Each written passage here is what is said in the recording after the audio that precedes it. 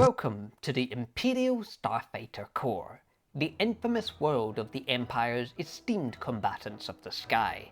With danger at every turn, us brave pilots are really pushing the boundaries of our physical and mental limits. Rebels hate us about as much as we hate ourselves, but the one thing stronger than that is our sheer, unbridled and completely deranged sense of dedication to laying down our lives for the Emperor and his Empire, taking the fight to the rebels in some of the most chaotic and dangerous types of warfare the galaxy has to offer. So close the hatch, strap in, and definitely make sure your flight suit is pressurised, unless you want to find out the hard way, because flying TIE fighters is no easy feat.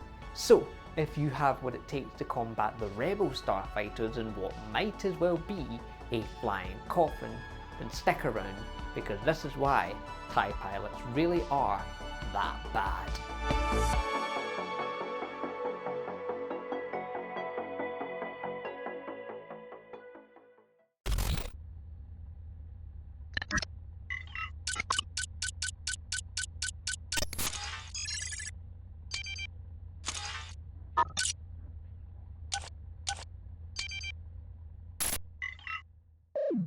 Out of the entire Imperial military, none dance with death quite like the fearless pilots of the Starfighter Corps, known for being the most dangerous job to have within the Navy, and by extension, the Empire. This is because of a myriad of problems that permeate through both the Imperial Starfighter Corps itself and the wider systemic priorities of the Imperial Armada as a whole. Both within the Empire and among enemy forces, we TIE pilots are often portrayed as a force of highly volatile and downright dangerous lunatics to face on the battlefront. A portrayal that is mostly true, as the field reports will show you that some of us are not that lucky, being very easy to shoot down in combat, and some of us are so completely unhinged that we're willing to do whatever it takes to make sure you rebel pilots have the most difficult, life-altering, trauma-inducing and death-defying aerial combat experience you will ever have, if it means we get to fly another day. Given the conditions we have to endure on the daily and the conditioning we receive during our training to put up with all those stresses and brain-altering dangers that permeate the deadly art of celestial and aerial dogfighting, there is a reason some Imperial pilots are a bit demented, and why the rebels don't give us the same vilifying attention as the stormtroopers get in their anti-Imperial propaganda. So, having experienced everything the Imperial Starfighter Corps has to offer for myself, let me be your guide through the deadly and unhinged world of the TIE pilots to find out how bad they really are.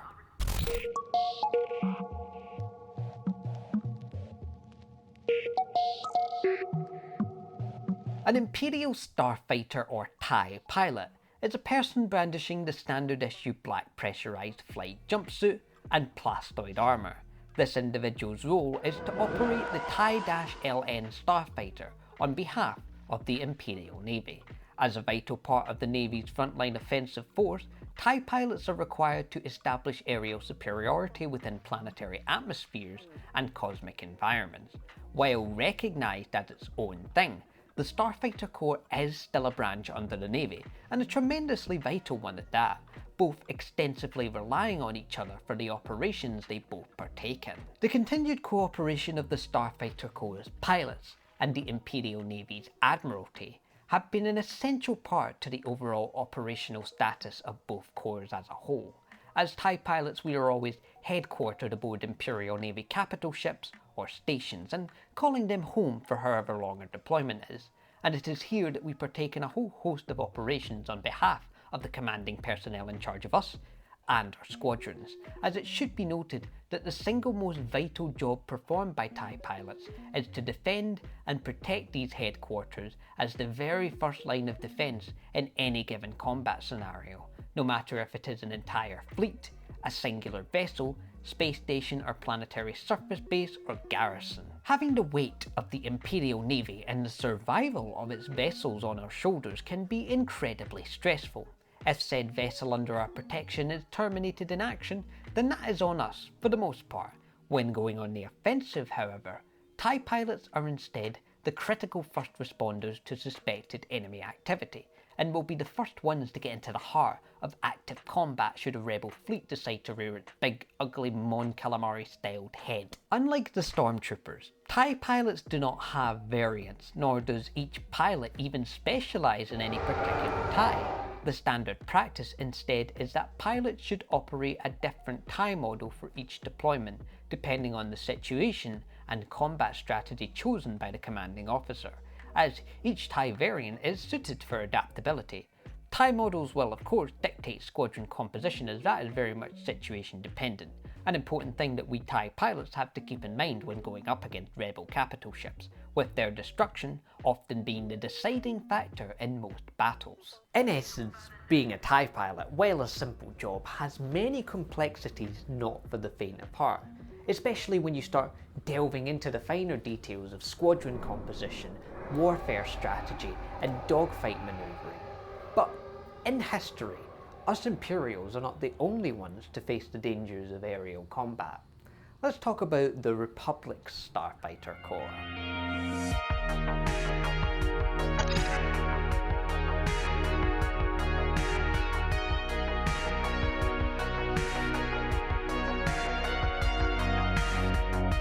The clones who proved themselves to be more perceptive and keen in the awareness of their surrounding environment during training exercises on Kamino were chosen to join the ranks of the Republic's Starfighter Corps, a specialised role that saw these clones taking the fight to the Separatist forces from the sky, deploying into battle with a great variety of different starfighter models that were vastly different from the TIE series of the Empire. Clone pilots have not really received the same amount of recognition as the clone troopers, not helped by the fact that there isn't really any stark difference between the Imperial and the Republic's Starfighter Corps in terms of the hazards they present to their pilots. Both are, and have been, extremely dangerous. The experience of the clone pilots is universally agreed to have been pretty rough, forging a very literal blazing legacy that in hindsight should have set an avoidable standard for the Empire's Starfighter Corps. What do I mean by this? Well, the number of wartime casualties throughout clone pilots was nothing short of significant, as besides the Navy, this corps was an essential asset to the ground ops of the clone army, blazing headfirst into a storm of enemy opposition if it meant getting those troops on the ground, and there was only one ship to thank for that. Behold, the LAAT, or Low Altitude Assault Transport. It really is a shame we got rid of this exact model, but nevertheless, the LAT was the workhorse of the Republic, responsible for rapidly deploying troops to the ground from both orbit and the upper atmosphere. While an excellent troop carrier, this thing claimed the lives of many clone pilots, given the Separatist forces made it a priority to shoot them down, as they were a vital supply line for Republic ground forces. But the clone pilots were nevertheless adaptable, improving their flying skills, danger avoidance maneuvers and reflexes over time, making the LATs some of the most efficient and brilliant starfighters of the Clone Wars. Good thing those bugs can't aim. With ships like the LAT being so prevalent in the everyday operations of the Republic, it could seem like the clone pilots were largely beholden to the successes and failures of the ground forces, placing heavy emphasis on transporting the troops from the capital ships to the front lines.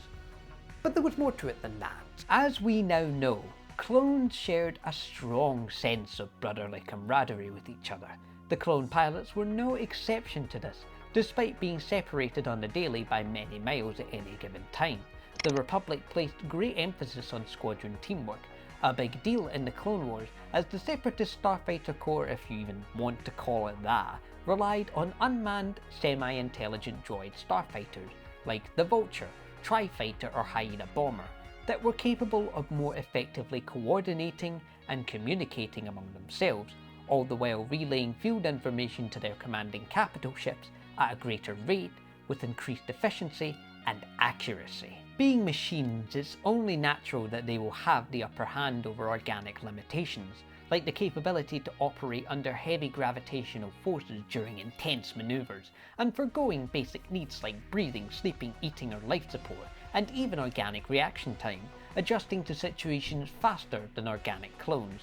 The clones nonetheless persevered against these droids through cunning out-of-the-box decision-making and their variety of starfighter types, like the ARC-170, the V-Wing, the V-19 Torrent, the Z-95 Headhunter and the Y-Wing Bomber, with this variety allowing for greater adaptability within combat scenarios, something that both the Empire and the Rebellion would later go on to adopt.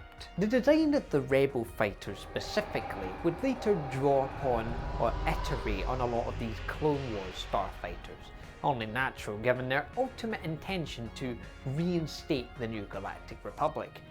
Here in the Empire, however, our starfighter models have seen a bit of a downgrade. But that is largely it for the clone trooper pilots. They flew, they engaged in combat, and they died, being an easy to replace and ultimately forgotten part of this vast military force. Again, a bit of a running trend, only made worse for us here in the Empire.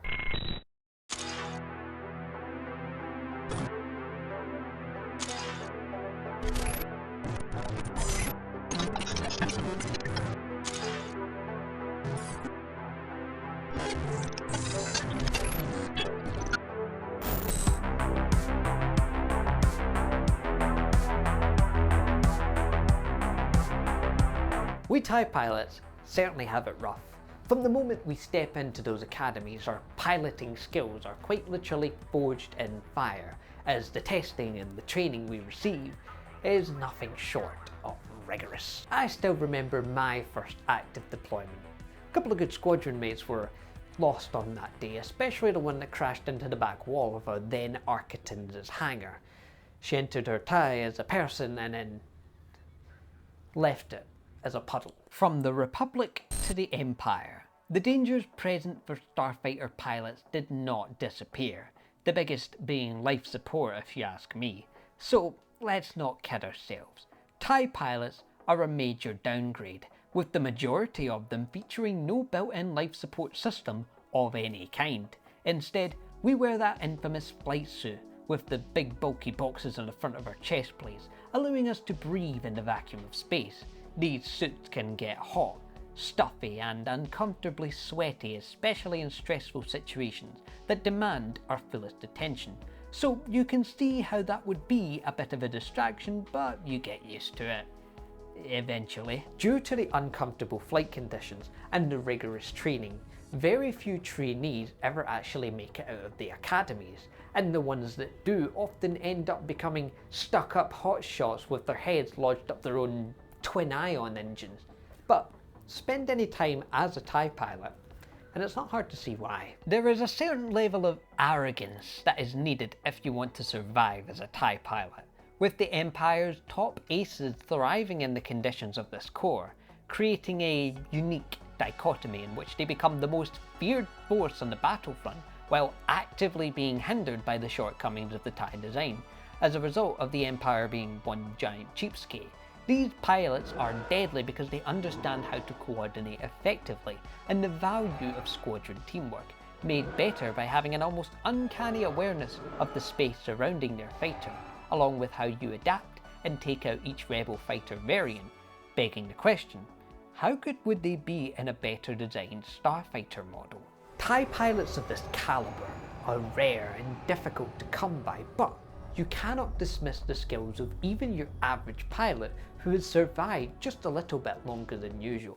But this whole section of the video should not exist, as I can't talk about TIE pilots, their job, and not talk about war.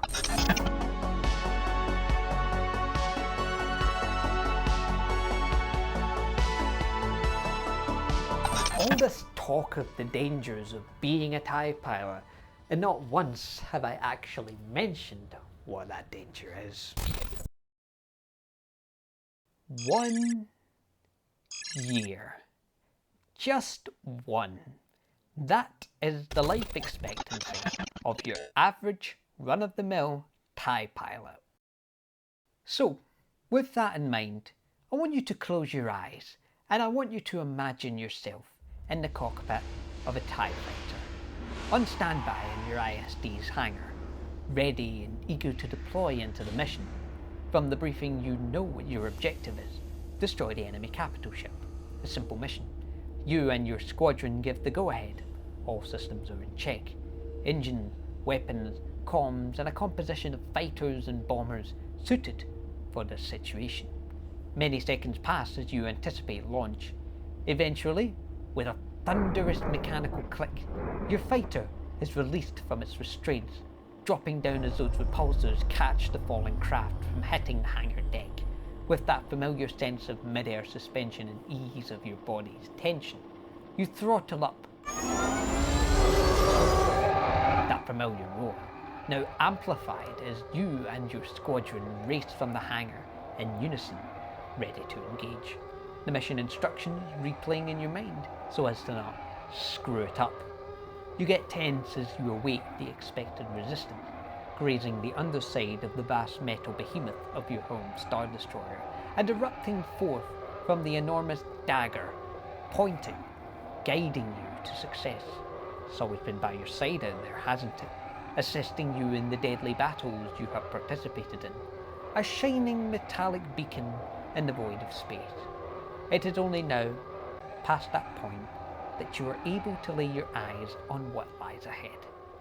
And your stomach drops. It's a wall of enemy capital ship and starfighter blaster fire. You found yourself in a pretty big battle, so the chaos is pretty severe. Oh, and because you've now spent about the whole part of about less than 3 seconds gawking at the ensuing conflict, a stray bolt from Emperor knows where has hit you, and now you're dead. Space battles are chaotic, having so many variables beyond individual control. Downed fighters blazing by, vast fields of debris, oncoming volleys of blaster fire, explosions, fighters crashing into each other. These are the dangers that I'm talking about, as space battles are vast and unpredictable environments, making it extremely difficult for even a single pilot to navigate, and it doesn't take a whole lot to burn through an entire squadron. By far, the most dangerous part within this giant web of wartime hazards has to be the rebel pilots themselves, with their array of well-built, sturdy and reliable series of starfighters that are capable of adapting to almost any situation, featuring most importantly built-in life support. Through camaraderie and a well-defined squadron unit system, you'll find rebel pilots often flying circles around us TIE pilots, singling out ties and whittling away at Imperial squadrons one ship at a time, using one simple trick: teamwork. I know it sounds rather silly that something as simple as working to aid your squadron would make such a huge difference in battle, but unfortunately in the Empire the mission comes first. That being said, TIE pilots are trained and expected to rely on each other during squadron engagement, but with most Imperial pilots being stuck-up arrogant fools only caring for themselves, well, you can begin to picture how things don't exactly end up that way, being the major difference between us and the rebels as they will look out for one another, ensuring squadron survival is the top priority, as that is a big deal to the rebels as they have to maintain what ships they can. However, there are Imperial squadrons that excel through teamwork, being some of the most deadly and efficient squadrons the Empire has to offer, with these Imperial pilots forgoing that continuous obsession to put the success or failure of a mission above all else. Squadrons like this consist usually of Imperial Barons, pilots who excel above all else in their skills and expertise with the TIE model, surviving the longest and procuring the largest streak of enemy starfighters shot down. But Barons and similar expert pilots who survive to tell their tales are few and far in between. They are, however, the ones you rebels want to be very mindful of should your next field reconnaissance pitch you up against them. Space is not the only environment that TIE pilots operate in. Those within the Imperial Army's Air Corps specialise in atmospheric flight that aims to assist ground forces from above in fighters like the TIE Reaper, the TIE Striker and the normal TIE models, keeping enemy fighters from pestering ground combatants and ensuring the skies of planetary battlefields are kept in check. So you can't really deny the strategic importance of aerial recon and support for the Imperial Army and Stormtrooper Corps, since you can't exactly focus on the enemy in front of you while cowering from the ones above you, a problem mostly taken care of by this corps. With no hyperdrive, shield, life support or any capabilities to sustain life of any kind, TIE fighters are completely reliant on their home vessels to do pretty much anything. So, for a TIE pilot to be stranded in space in the middle of nowhere is a worst case scenario. So you better be in good standing with your squadron and hope to the distant galaxies and back they like you enough to come pick you up should worst come to worst. With that being said, the Galactic Civil War has shot the mortality rates of TIE pilots through the stratosphere, a startling number that the Empire has had forcefully shoved within its periphery, and yet remains an unfortunately normal way of things here, reaching a tipping point when the first Death Star was destroyed. It was, after all, our job to protect the damn thing.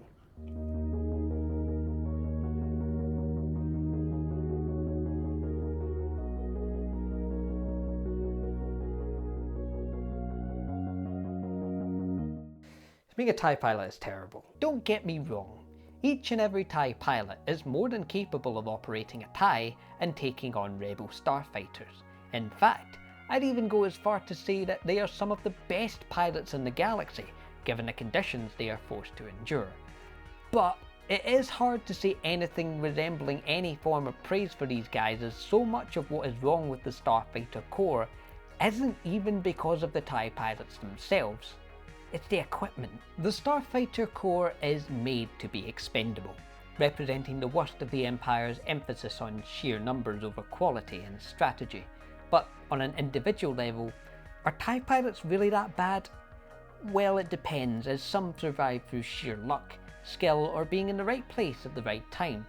But that still does not, however, change the fact that the TIE fighter and its glaring weaknesses don't really do much for the TIE pilots and their skills, and don't really cut it against the great multitude of hazards that permeate stellar battlefields. It's why you hear so many praises for fighter variants like the TIE Defender, because these are starfighters that harmonise with pilots to tank hits and continue functioning during a battle, as opposed to taking a single hit and just blowing up. This is because through the addition of basic functions like shield, greater weapon variations and a hyperdrive, fighters like the Defenders have proven that you can indeed take on the rebels and not lose who knows how many pilots in the process. In essence, pilot protection is just as important. But alas, the Death Star took priority. My verdict on TIE pilots? I believe they can only be as good as they push themselves to be. So, what more is there to say except don't become a TIE pilot if you value your life, of course. I've had my squadron shrink and grow on the daily now, but alas, here I remain, pushing on almost 6 years past my 1-year life expectancy. Some close calls, chaotic battles here and there, but all I can really say about being in the Imperial Starfighter Corps is